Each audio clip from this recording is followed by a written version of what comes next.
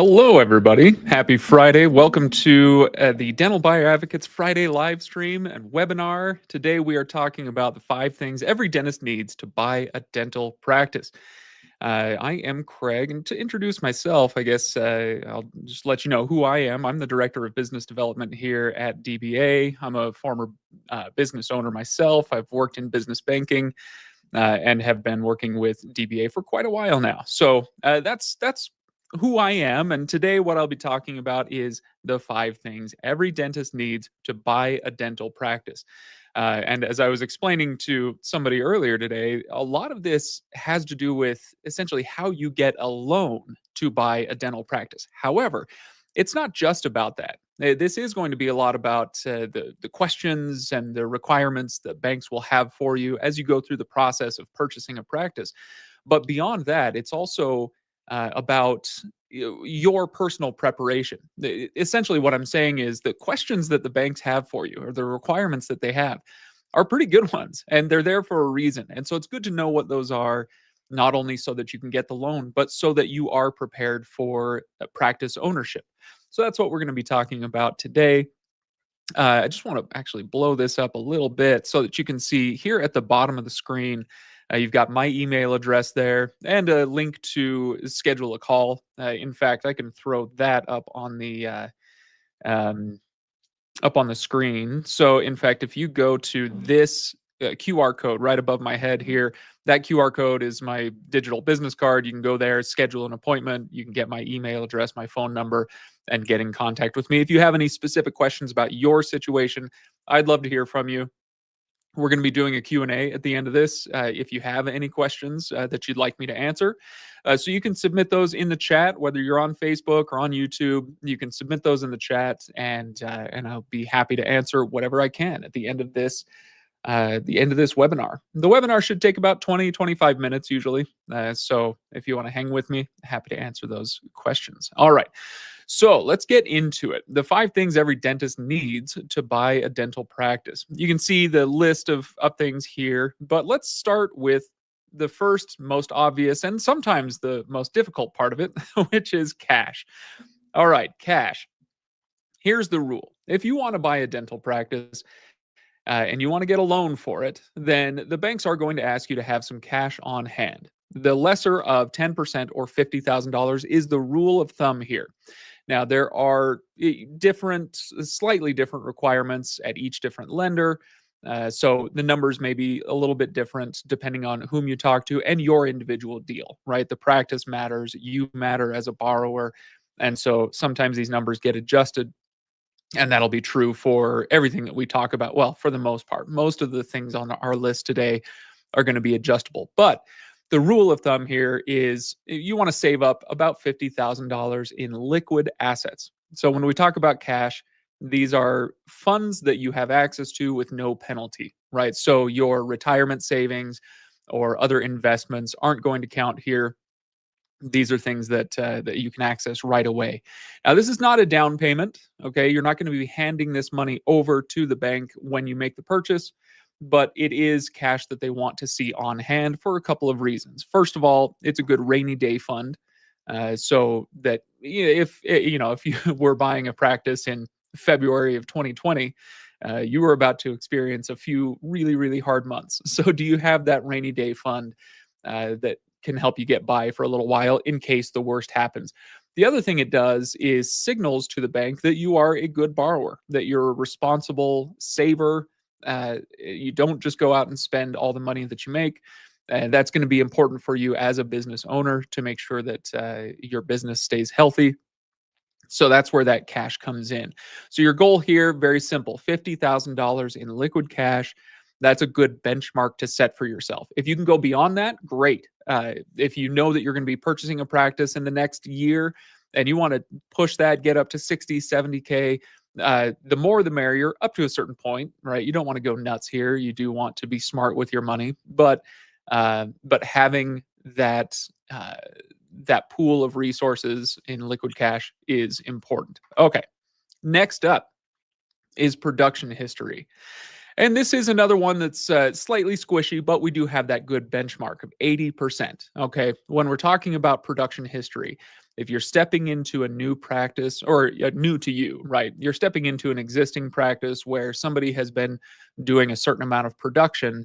You want to be able to do 80% of those numbers. We're talking about hand speed, procedures, and sales skills. So let me explain what I mean by all of these.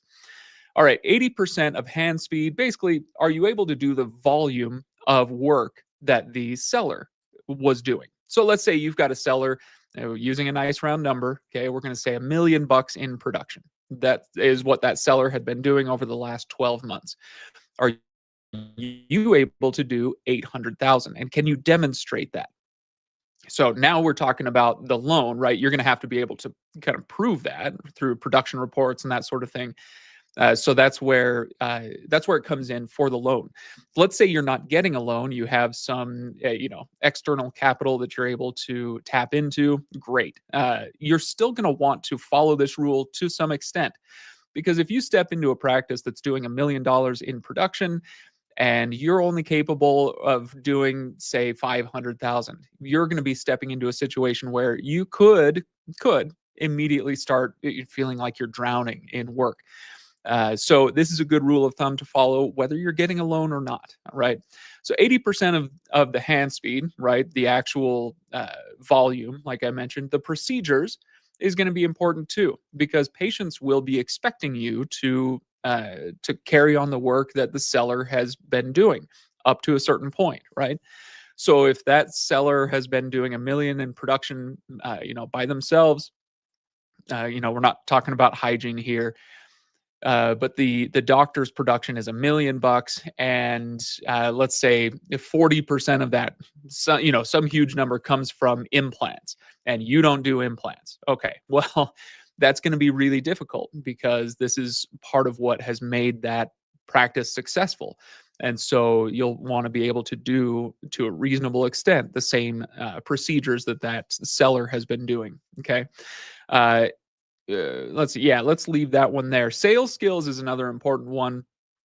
I'll talk often with potential buyers who work in purely PPO offices, or maybe it's a military doctor. Or I spoke with somebody recently who works in correctional facilities, where sales skills, as in helping patients understand why you're recommending certain procedures and why the costs are worth it, etc. Those skills don't come into play as much, right? When you've got insurance paying for things, or you're working in a correctional facility and you don't have to worry about that to that extent. It can be a big jump to go from that to a purely fee for service office, maybe something that's doing a lot of out of network stuff, or even cash only, right? There are those practices where it is purely actual fee for service. In that case, you will need to be able to communicate to your patients uh, what what you're recommending, why you're recommending it, why it's going to be valuable and important to them. Okay, so that's what that means. Production history. You want 80% of that seller's production history or capability. So your goal here with number 2 is, frankly, to work as hard as you can and keep track of it. So when I say this, I mean, is pretty self-explanatory, but to give you some specifics, if you are, let's say you're working for a corporate office, or you're an associate somewhere, pull your production reports, say on a monthly basis, download them as PDFs, print out the hard copies, whatever you'd like to do there is fine, as long as you have kept track of your production history and can prove that.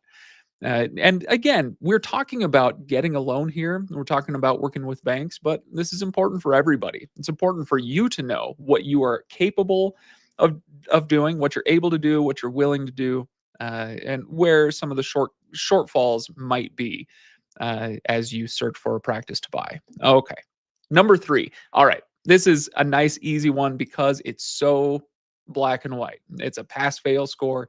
Is your credit score over 680? Yes or no? If yes, then you can get a loan to buy a practice. If no, then you can't.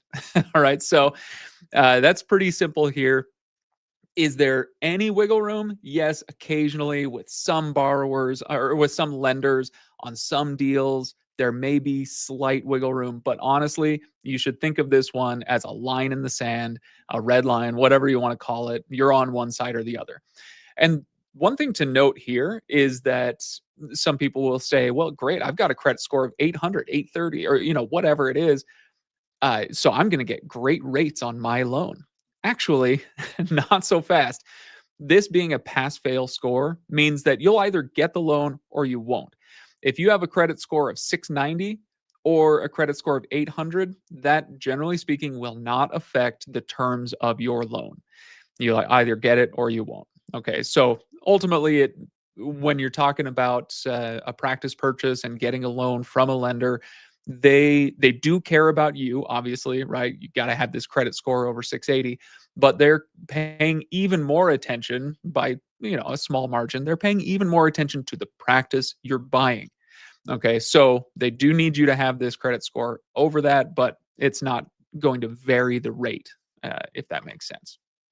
So your goal here, pay your bills, build your credit, no late payments, right? That sort of thing. And we're about to get into that.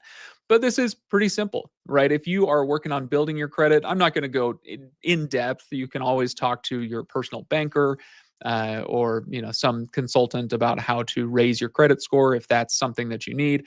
But ultimately, you know, open your credit cards, get your car loan, your home loan, whatever, and make your payments on time. It's as simple as that, right? That should get your credit score where it needs to be.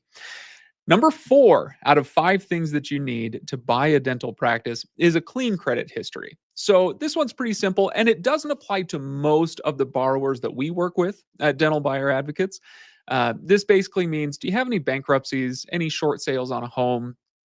Do you have any egregious late payments in your credit history? Those can be dings against you. So you want to make sure that you keep that credit history clean, set up automatic payments on your credit cards and your car loans, right? So that you never experience those late payments. All that is a good way to go about it. So clean credit history. And stories do matter here. Unlike the credit score, where it's kind of a pass fail, there's that hard line in the sand. With this one, let's say that you did have a bankruptcy, but oh gosh, that was 8 years ago, and here's the story, here's why that happened, and here's what's happened since.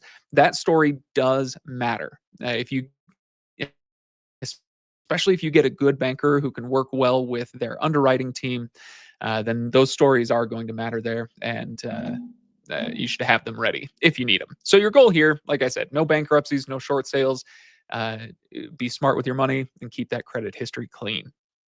Finally, 1 year of experience. This is number 5. And this is a good one. This is a great example, actually, of what I was talking about earlier, where this is largely about loan parameters and what the bank is going to require, what they're going to ask you about.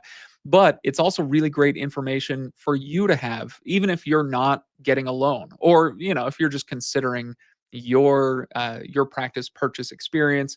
Then this is a good one to have. A year of experience. Here's why. When you get out of dental school, and you can back me up on this in the comments if you like. When you got out of dental school, you thought you knew exactly what you wanted to do as a dentist, where you wanted to work, the kinds of procedures you wanted to do, the type of office you want to work with, whatever it is. You had a good idea of what you wanted moving forward. And then as you go through that first year out of dental school, you go, oh, okay, I actually prefer this or that or the other thing. And it can be, and usually is, fairly different. So there's a couple of reasons here. We'll get to some other reasons, but first and foremost, it's about learning about yourself and how you want your career to take shape over time. So if you purchase a practice, let's say you were able to purchase a practice right out of dental school. Now you're in that practice and you're learning what you like and dislike about dentistry and about practice ownership as you go.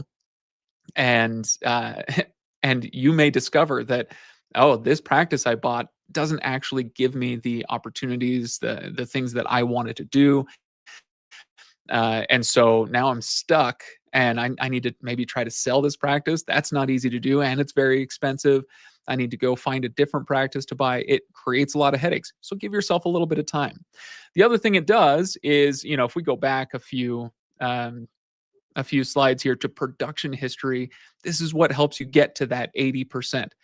When you got out of school, were you able to do the types and the amount of procedures that somebody is able to do after 30 years chairside? Of course not, right?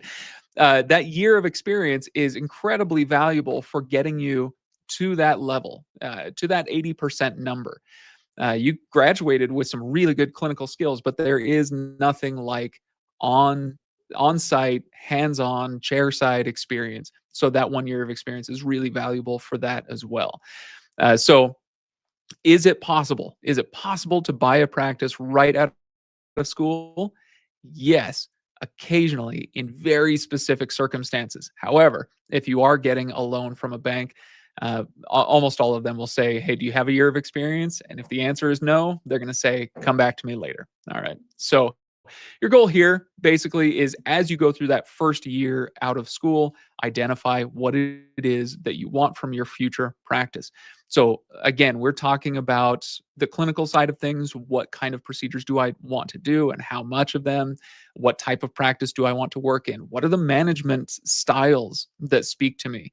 That year of experience as an associate, say, or as an employee will give you a good idea of what you like and dislike about your bosses and therefore what kind of boss you want to be. All right, so that's your goal there. So those are our 5 things. You need cash, you need production history, credit score over 680, clean credit, and a year of experience. Okay, so that's where we're at with this. But there is extra credit here. That's the stuff that you have to have. I'm going to tell you about what's nice to have, though. As you move into an ownership role, you're suddenly going from being a dentist to being a business owner. And the most successful practice owners out there are the ones who take the ownership side seriously. So, what I mean here by learn anything about management is essentially that learn anything. Uh, a lot of dentists won't, and they'll struggle, at least for the first little while. It'll take them a while to get on top of what it means to be an owner and how to go about that side of things. All right. So there's a lot of other things besides the dentistry itself that goes into practice ownership and management. And here's the list here. Now, here's where the list is, it gets a little bit interesting because a lot of this stuff you can outsource. And in some instances, you should outsource it. So when we're talking about finances, I'm talking about bookkeeping and taxes and that sort of thing. Unless you double majored in dentistry and accounting, you should definitely outsource that to a CPA, right? You're going to work with a CPA throughout your career for your bookkeeping, your taxes, payroll, that sort of thing. But other things on this list, things like leadership, like personnel management, goal setting, those are the things that are much more difficult to outsource. You are going to have to learn how to give feedback to employees, right? The person who's always 5 minutes late, or how do you encourage your team to get Google reviews from your patients so that you can grow your business that way. How do you instruct and correct your employees? That personnel management. How do you hire and fire? That's very difficult stuff to outsource. So you, as the boss, are going to need to learn how to do that. Same thing with the other ones I've highlighted here. So the other ones you can largely pass off. You can pay someone else to handle a lot of that. But if you want to learn about some of those things, you may have seen, in fact, I've got a copy of it here. You may have seen Brian's, oh, this is um, flipped over backwards, but I'm sure you can read it. That's volume 1 of How to Buy a Dental Practice. But you may not know that there's a volume 2 as well. And that's all about that transition. How do you transition from being a dentist to being a business owner, right? To being an entrepreneur, whatever you want to call it. How do you make that transition? What are the important things to note? So it's a really valuable book. I encourage you to check it out. You can get it for $20 on Amazon. Just look for volume 2 of How to Buy a Dental Practice. There's also a couple other books that we like around here. If you want to learn a little bit about numbers, kind of in a generalized business sense, then Simple Numbers, Straight Talk would be a good one.